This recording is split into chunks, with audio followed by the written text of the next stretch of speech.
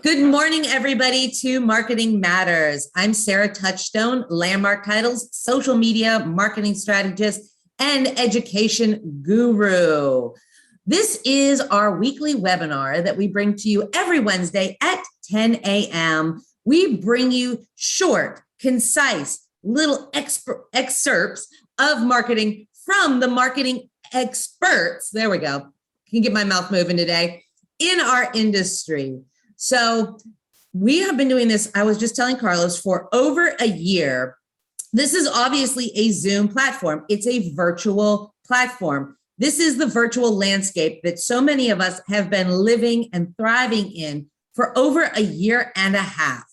But today, Carlos is going to come on and he's going to talk to us about how to navigate and how to continue thriving on the virtual landscape. Even though we're starting to come out of it, we've been coming out of it, little by little, and then we go back in and then we come out. It's kind of like it's Groundhog Day over and over and over again. So we're really excited to have Carlos on today because this is still, virtual platforms are still a thing. And how can you utilize them and become amazing and stay top of mind with your clients in the environment that we're on? So with that, Carlos, take it away. Thank you very much, Sarah. So let's see if we can are you guys able to? Yes. Probably go to the first part of it. My bad. And there it is. I apologize.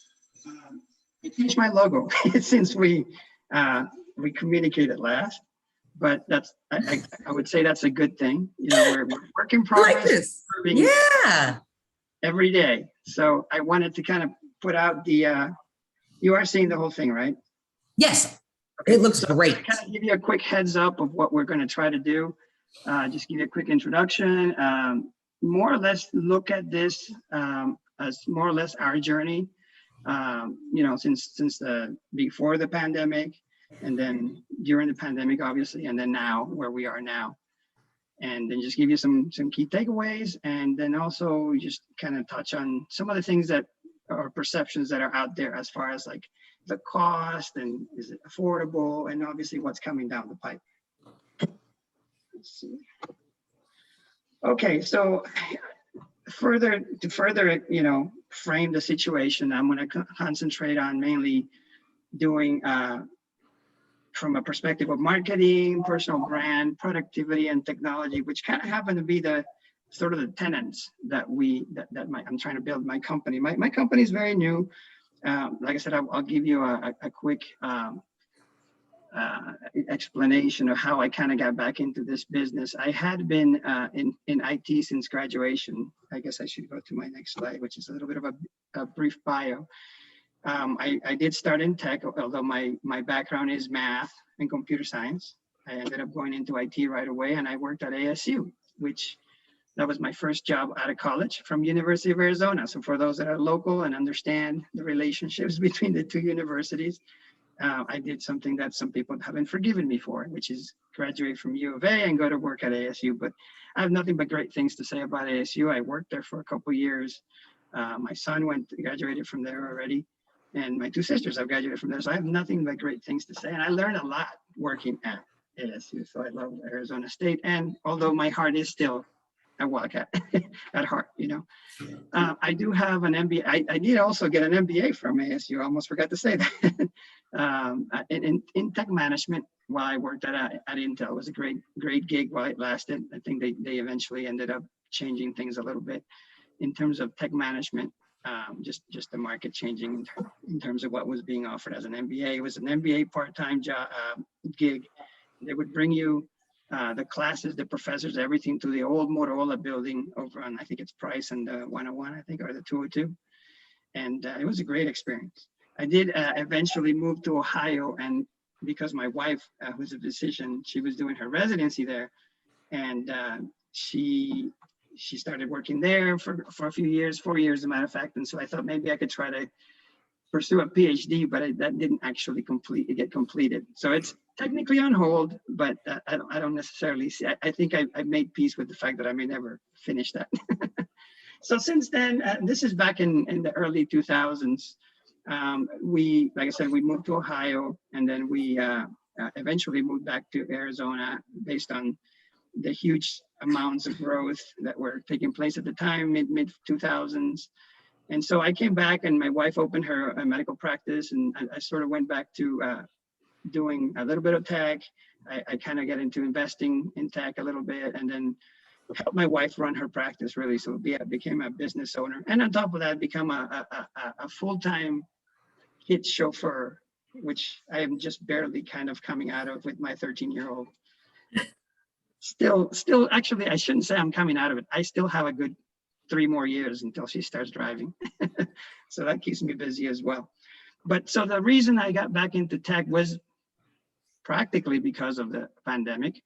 My wife was in a situation where all of a sudden, like many other different areas or industries, they went from not being able to see patients, obviously. And then one of the good things that happened in that industry is that the Medicare, or the government, I should really say, allowed for telemedicine finally, because telemedicine was kind of a perk at the time where people could do it.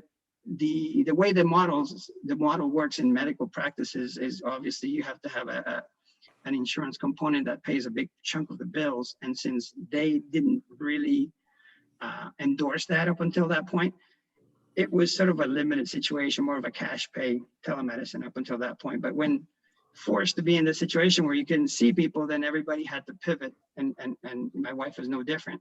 And so I ended up having to kind of like pick up my tech hat, put it on, and try to figure out what to do with this new situation.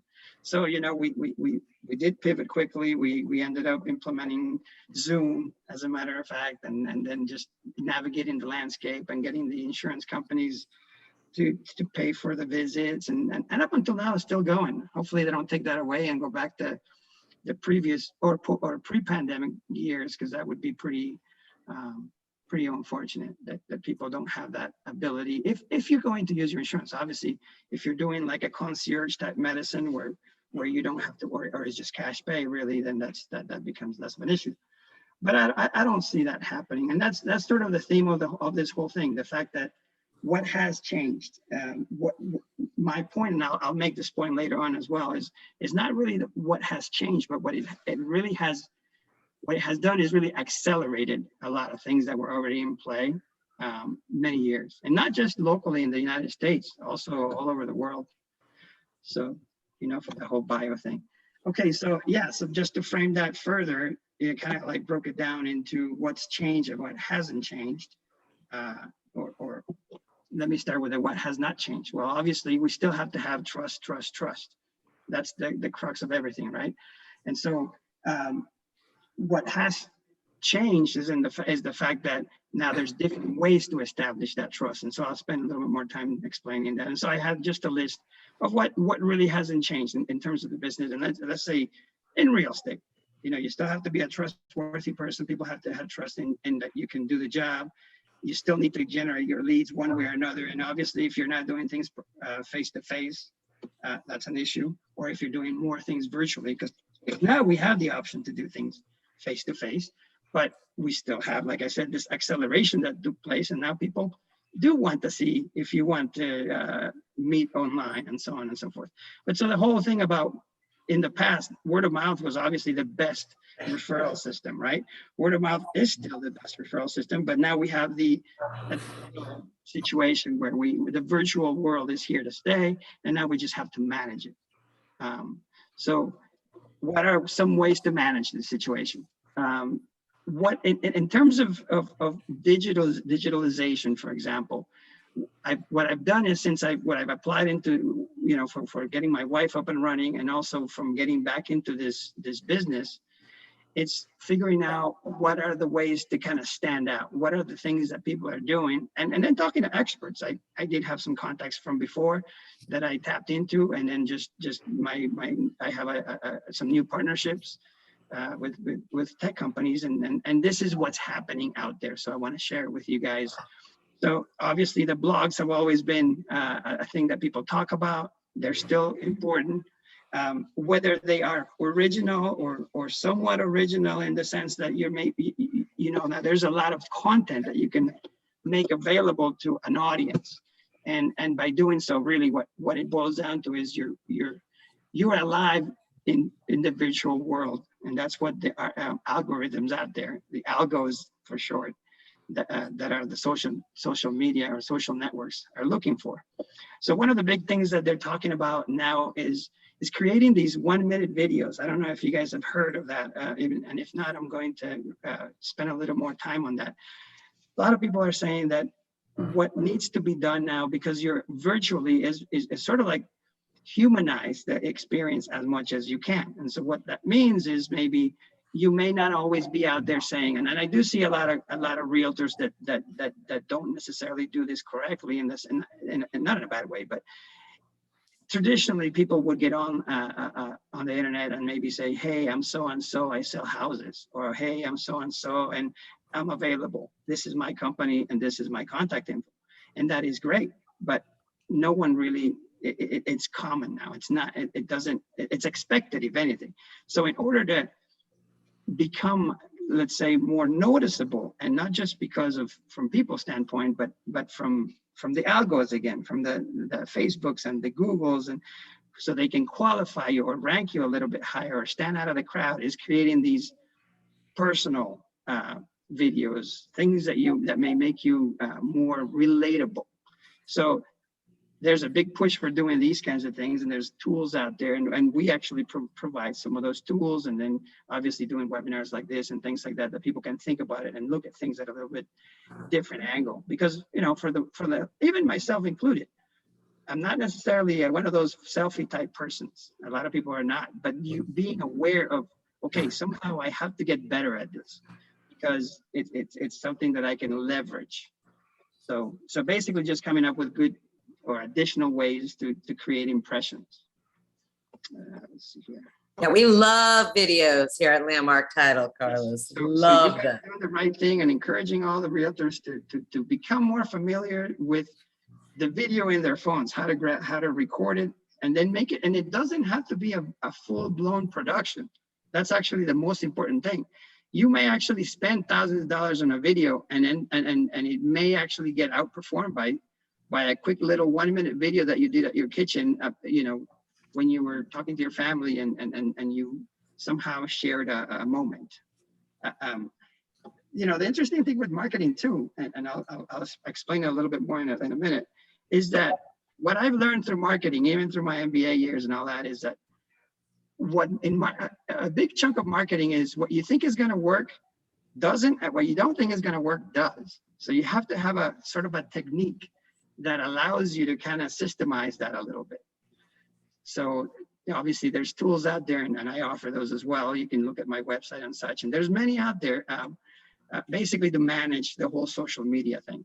And again, there's a lot of people that say like, well, I don't want to be on social media. It doesn't necessarily mean like what was it called, MySpace before? It doesn't necessarily mean that you're going to be doing Facebook, befriending everyone in the world, which is what happened probably in the beginning stages. It's mainly just creating a page for yourself, a business page, and then being able to leverage what that does for you. So there's tools out there that allow you to not only connect to that Facebook page, but now there's also LinkedIn, which is very, very well used now, and it's coming along and competing, if not doing better than Facebook according to some people. And Google obviously still there. So the tool that allows you to manage those publications or posts, or getting your little 1-minute videos out there, getting just content, keeping it so that people see that, or the algorithms, excuse me, see that you're active. So it's just to systematically get it out there, basically. And of course, I'm not saying that you don't need, a lot of people do say that, well, websites are kind of static, there's nothing there's nothing important about them. That's still not true, because people do look at your social presence. You know, they want to see, and they'll do it as simply as like looking at your email address. Did you take the time to get your own domain versus just using that Gmail account or the Yahoo account? Those little tiny things that you may not think are important are noticeable by some clients. So those are things that you gotta keep an eye on. Obviously, you still want to, as far as a marketing strategy, you still want to get out there and talk to people. and do webinars and do networking and such. But these are just the additional things in terms of the digital world. And then I'll also talk a little bit about CRM. I think in the realtor business, I think CRMs are pretty important, and most people know what they are, but we can always discuss further. I was talking about the personal brand. So personal brand now is even more important in the sense that it's sort of, I got to keep track of my time. It's all important, to be honest with you, especially in the realtor world, because what I have noticed is that a lot of times when you join a team, your personal brand kind of has to be looked at personally, not necessarily what you become part of a team, but that team may be temporary. That team may be something that changes. And then not only that, but they may or may not own those leads that everyone craves or champions.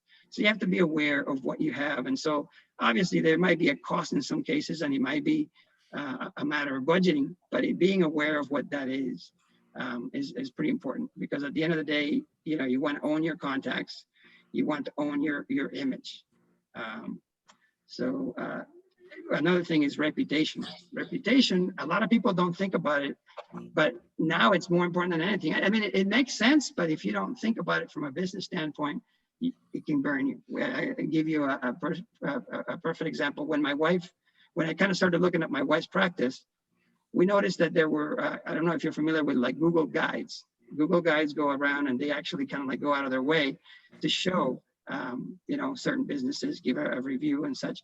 And so because we had not claimed a Google My Business record yet, the local guide sort of had created one for you. So you're like at the mercy of whoever created your first Google My Business record as kind of not like the best proactive way to start. And I'm mentioning Google My Business. I don't think I had mentioned it prior, but there's this thing called Google My Business, which is basically your little spot that Google gives you for free. And if a lot of people are aware of it, but if you're not, you must have a Google My Business spot. Even if you don't have a physical direct address, you are able to kind of hide that and put your name out there, and then it allows you to have your website if you don't want your address, and just other personal information, hours that you're working, and even sell things. So it's extremely important to have it, just as much as having that Facebook business page, your LinkedIn page.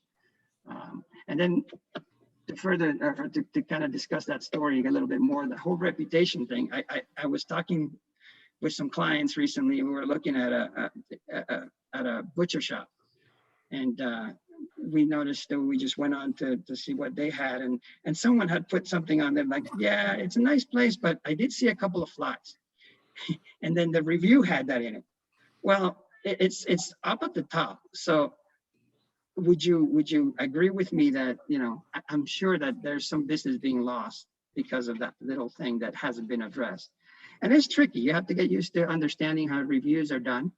I think in some cases it takes like 10 good reviews to undo a bad review. So you have to manage that. And then there's also like a strategy to do that with systems, with software, I should say, where you have to have widgets that you can volunteer to all your customers so they give you reviews. You have to actually like, now that's sort of like the selling part of it, is to go out and make sure you mine those reviews.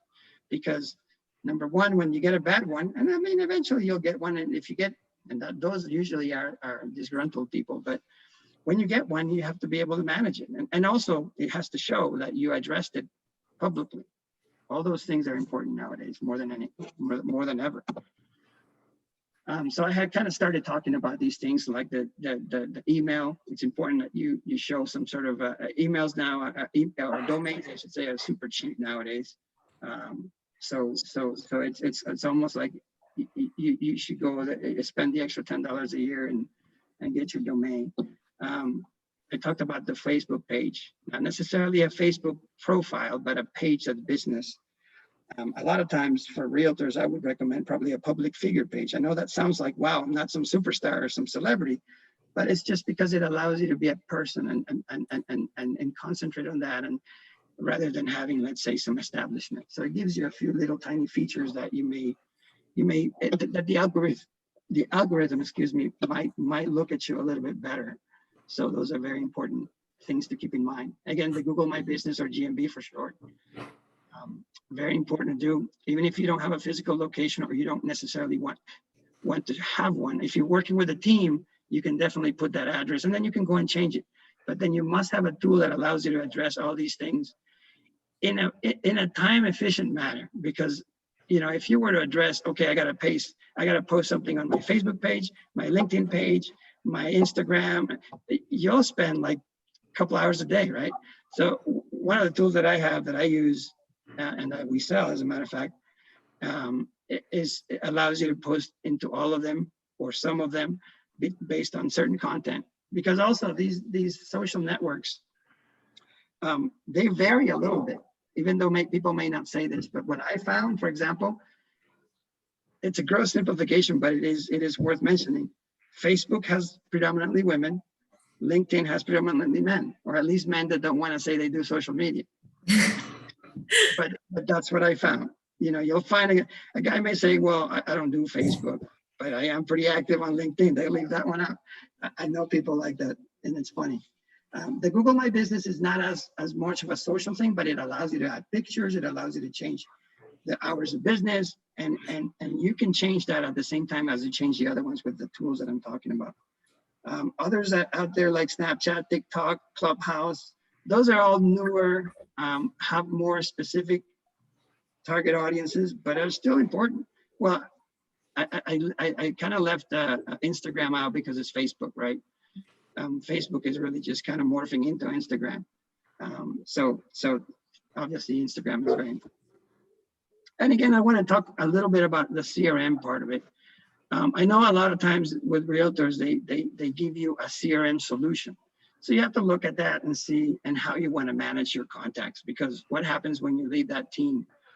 Do you take your people with you? You have to make sure that those tools that they give you are able to export anything that you put in it. And then obviously you have to legally discuss that with your team, because they may say, oh no, those stay with us, or that kind of thing. So avoiding surprises. Now there's CRMs, there's some that are super cheap or free to some extent. Obviously the free thing is always needs to be reviewed in terms of what they give you. Free component, us included, where you can have base management of certain things, but if you want to add more, either more contacts or more functionality, then they charge you a little bit, but they're still very reasonable. I mean, there's some that start at like $10 that are very good.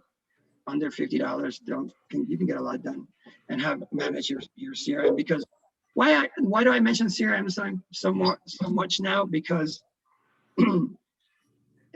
one thing that people that may not realize is the value of email marketing is still important, but maybe not as cold, or the equivalent of cold calling or cold emailing, but more like once you have gotten some sort of lead, that you've established some sort of contact.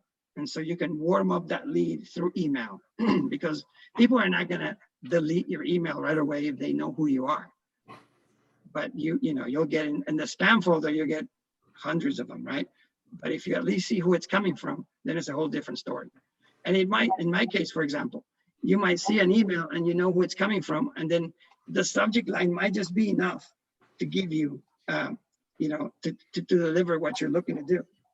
Hey, don't forget about such and such, and then it stays, keeps you present. Another thing that I wanted to kind of put out there, the people to think about, is Facebook versus Google. They're both necessary. One is, I like to think of Facebook as a billboard advertising of the past. It's you got to have it out there for people to look at, and then obviously you also got to be able to be found when someone's looking for specific things. One thing that has changed in Google dramatically, besides the adding of the Google My Business, and well, I forgot to mention one thing too, is voice. Voice is supposed to be taking over the world. I don't know if it has necessarily done that yet, but it's coming. I mean, I do get on and ask Google Assistant, or Alexa, hey, find me this and that, and see what it returns. You should try that with your name and see if it's something that you like. And then there's, again, these same tools will address that. make sure that you're findable, you know, because it's a needle in a haystack. Find me in Google, whether it's typing it in on the mobile phone or voice. So that's important. Let's see. So this is more of the tactics that I think I kind of went into email marketing already. Being able to have a CRM that allows you to reach out to these to your audience, and you know, you can kind of plan all that stuff out in terms of like, okay, after 5 days, maybe I should say, hello, we touch base, or we met at this location, and I wanted to see if you have any questions. Because now selling is more like informing. I'm not sure if that's, I'm sure you guys cover that in other webinars or other areas where you learn how to sell, or how to hone in your selling skills, I should say. So now one important thing that I wanted to leave you guys with also is the $1 a day Facebook / Instagram posting technique. So that's when it gets to, like, you know, people sometimes say to me, well, it's I just don't have the budget to do those kinds of things. Well, how about if you're only spending a couple of dollars a day, let's say $2 to $3. What that means is, there's this idea, you can Google it too, is just spending $1 a day on a post, like by either boosting it or just averaging it out. But what remember how I said a lot of times marketing is based on like whatever you think is going to work doesn't, and what doesn't does. Well, one way to test that out is to throw out content. So some people suggest anywhere from 3 to 10 things at all times being out there, whether it's organically, where you hashtag everything that you think is important, so you're found through the hashtag, or doing a boost of your post, because you can select the audiences, and then you can also maybe spend only $1 on each one. Then over time, you get data, because you'll see, okay, I have these 5 posts running. This one doesn't get any views, but this one gets a lot of views. So I'm going to keep putting more money into that one. And you can really get a lot of mileage out of these posts by just doing those kinds of things. Now, also, I had mentioned the whole review reputation. There's widgets out there that whenever you come into contact with a client, you share that with them. It's a link usually, and then it's basically making it as painless as possible. And you get that from your interactions with other products and services, by being able to basically making your business that way as well. So that people say, oh yeah, and I enjoyed talking to so-and-so, so I'm gonna go ahead and give them a good review. Because again, those are worth gold. When you get a negative one, you'll take a big hit otherwise, and then you'll be like at 3 stars rather than 5. And people do look at that, especially the younger generations. They will definitely only, like, you know, I think in Amazon, there's a search, right, where there's only the highest, show me only the highest rated ones. The other ones don't even make it in the search. So there's a lot of that similarities or parallels into other areas. Again, so I just wanted to reiterate the whole video thing, making humanizing your business, making it very short. Sometimes what happens is when you do, let's say, a webinar like this, people will record it like you are today, Sarah. Yeah. Break those things up, and then they can find really nice little nuggets that can be republished. So for you guys as a title company, I'm sure you guys reuse some of that stuff, or some of that information can get you a lot of mileage. Absolutely. It's all about content in this industry. And I love your idea, Carlos, of taking content from exactly what we're talking about on Marketing Matters. I mean, we've got about 50 of these guys. So these are at your disposal on our YouTube channel to pull out little nuggets of information. If you're like, I don't know what to make a video on, we've got tons of content already out there for you on how to optimally market to your clients. It is really no excuse, as difficult as it is, because look, I'll tell you, even though I used to teach classes and such, I'm still not all that comfortable on camera when I'm not a selfie guy. I still will say that, but yet it is where everything is going. One thing I wanted to touch base before we kind of end here is also the one thing that we do as a company too is providing virtual assistants. It's another thing that really kind of accelerated tremendously during the pandemic, and I think it's here to stay. I'm pretty sure it's here to stay, actually, because it's the value proposition is unmatched, which is people doing something for you that maybe somewhat more tedious to you, somewhat it's something you can compartmentalize. I can't speak today. Something that can be done over and over again. So what has been taking place is people have been going to places like Fiverr or Upwork. Let's see, did I go back here? I might have messed up. Sorry. Well, anyways, I think I thought I had a slide that said that, but basically go to Fiverr, Upwork, and then they hire people. Okay, so now I wanted to say a couple things about that.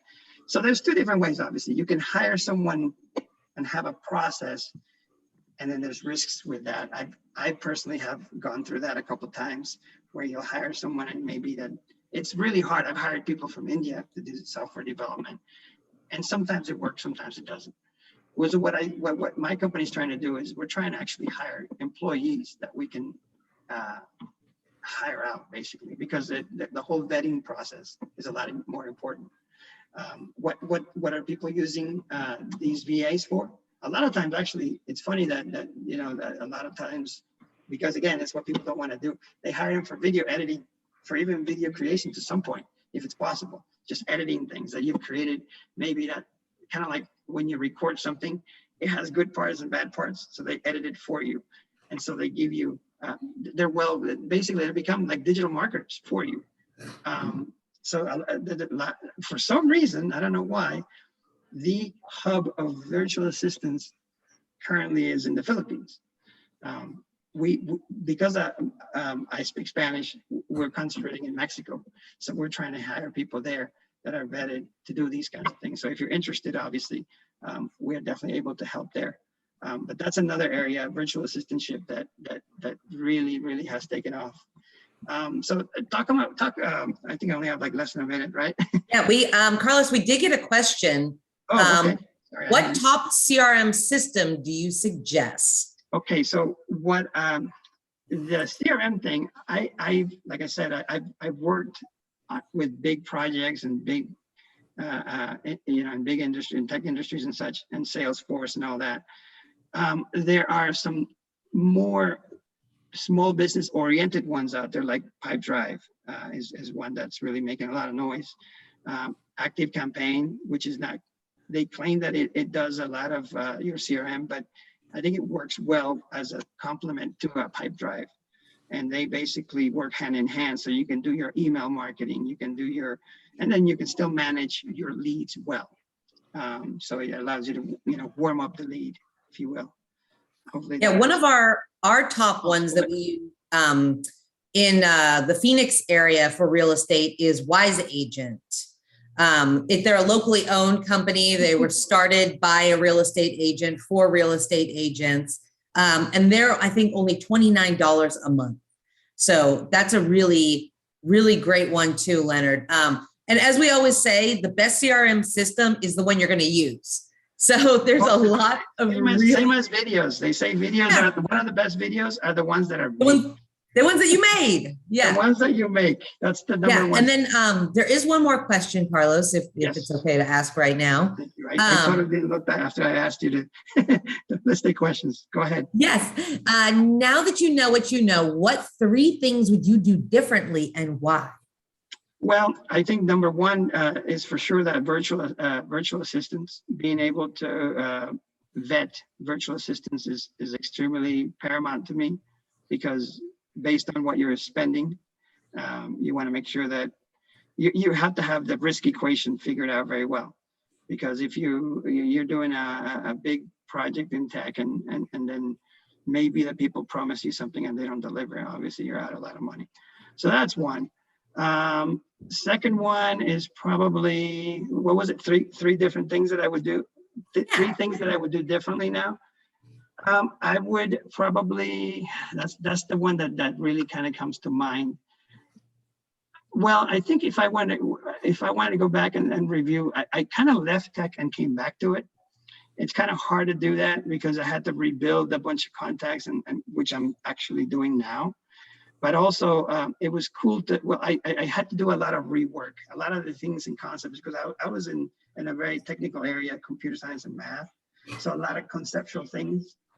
It felt like I went away, I came back, and they were implemented. So I had to figure out how they all work, how AI works, how deep learning works, and how it's being applied. That would be cool to kind of have stayed up with it more. So that was time consuming for me, but very excited to get back into it. And the third one would probably be becoming a better salesperson, not having a negative view towards what people, let's just say the whole used car salesman aura. I kind of had that, I think, at one point, but the reality is you sell all the time. You sell to your family, you sell to yourself almost. It's just negotiation and prioritization. And nowadays, selling really, what I have learned too is that is not, I think the used car salesman problem exists because a lot of times they were being promised, things were being promised that weren't true. You can't really get away with selling that way anymore. So selling is not like that. Now it's more like informing and trying to provide a value proposition to clients rather than trying to see how I can get this thing sold. Because what now, especially in tech, you can't sell something, say that it does something and then it doesn't. For one thing, they can Google it and learn it very quickly. And number two, you're going to lose it. Churn becomes incredible. So those are the three things, I guess, if I wanted to summarize. I think that's pretty much, no, I guess that the aspect of one thing I want to close with is the whole point of the budget, especially in real estate, because, and I want to use an analogy too that I learned through my wife's practice, which is it applies, I think, in this case. Something to think about is we do healthcare, you know, as I was saying before, with based on what your insurance covers, right? So it really boils down to your healthcare is being dictated by some actuary, some, you know, 1,000 miles away.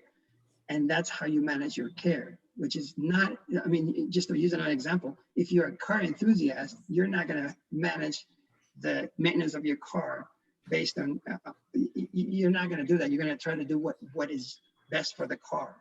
But I think that gets lost when you look at it, and like if you're looking at your health, you're going to do a bit well with a big, you're going to take a big input from what's covered and what's not covered. so that, I think that translates to this as well, in the sense that, well, I'm going to see what my team offers, or I'm going to see what I can get away with free. And free is good to try things out, but at the end of the day, you have to look at the whole picture, see what the value is that they're trying to sell. Because again, everyone is trying to provide value at the end of the day. And maybe if it means, okay, I'm going to only use 3% of what I'm going to bring in, and then just discipline the, you know, do it with discipline, spend that money, and then always be ahead of, okay, so when I get to 5%, I will go ahead and do this. I have some people I went to college with that are very successful injury lawyers here in town. The amount of money they have to spend, and it is just by the industry, it requires them up to like 15 to 20% of their revenue goes into just getting your name out there. Incredible. So keep that in mind. If you have any questions, you can go to my website. You can talk to Sarah or Melinda. Phenomenal value they provide, by the way. Definitely. Thank you. But so, you know, if you need any sort of information, just want to provide, you know, value to you as well. So Awesome. Carlos, could you go ahead and put your contact information in the chat in case anybody does want to reach out to you? Definitely. And then if you guys have any questions, please let us know. I'm going to finish up. You can put them in the chat. You can put them in the question and answer. I'm going to go ahead and finish up telling you guys about what other classes we have coming up, and then we will send you on your way today. So next week, we've got Market Insights. Oh, excuse me. This is our monthly Market Stats webinar. This is going to be Thursday, October 7th at 9:30 a.m. We were just talking about content. and what kinds of content you can make videos, what kinds of content you can relay to your clients. Guys, market stats are always huge. People want to know what is going on in our crazy market. They want to know, and you are the person that can give them that information. So you're going to want to hop on Market Insights next week for sure. And then we've got 2 more Realtor Mind Trick classes coming up this week. It's all about sphere of influence. It's all about your brand ambassadors. It's all about using tactics that will get you more referrals. So we've got one today. This one's with Mary downtown. It's at noon, so there's still time to RSVP and make it. And then we've got one with Melinda tomorrow. This is also at noon, and this will be in the Biltmore area. So if you want to attend these are great, great classes. We pair it up with a short little mastermind series after to really help hold you accountable and make sure that you are utilizing these tactics to the fullest extent. Then we've got another Sphere of Influence class coming up in October. This one is Thursday, October 5th, in the Glendale area. So if you're interested, this one is hosted by Patty and Michael. Please reach out. We can get you more information about that. And then, do you need a headshot? We're getting into fall. It's a great time. You got that, nice summer tan. You probably still got the highlights in your hair from summer. Now's a great time to update that headshot. This one is also hosted by Patty and Michael, and it is, where is it on here? I think this one, there we go, October 6th, from 10 a.m. to 2 p.m., and it's only $10. So if you want information on that, please reach out. And then we have our Solar CE class with Tara coming up Thursday, October 21st. This one's on Zoom. I love Zoom CE classes. I think they're quick, they're easy, they're informative. So if you'd like information, get registered for this. Tara's solar classes always fill up fast. We're only about 3 weeks away from this, guys. So definitely, if you need the Zoom registration link, you can reach out to me. You can reach out to your business development managers. We'll get you set up. And then we've got an Escrow 101 class coming up October 22nd. You guys all use escrow. We all need it. But how are you conveying the top 10 steps to a successful closing to your clients? This one's going to be a great class. Like I said, we all use it. We all love it. We all need it. But there's a lot that goes into it. So get the information. Tiffany Hobgood is our VP of Escrow Operations, and she knows everything about escrow inside and out. So this is a great class to come take October 22nd from 10 a.m. until 11:30. This one's going to be in the Peoria area. So if you'd like any information about those, let us know. We will get you that information. And that's it for us today, guys. Thank you, Carlos. That was great information. It really just continues driving home a lot of the things that we know we should be doing, but why we should be doing them, especially now. So thank you so much for coming on. Just systemize it.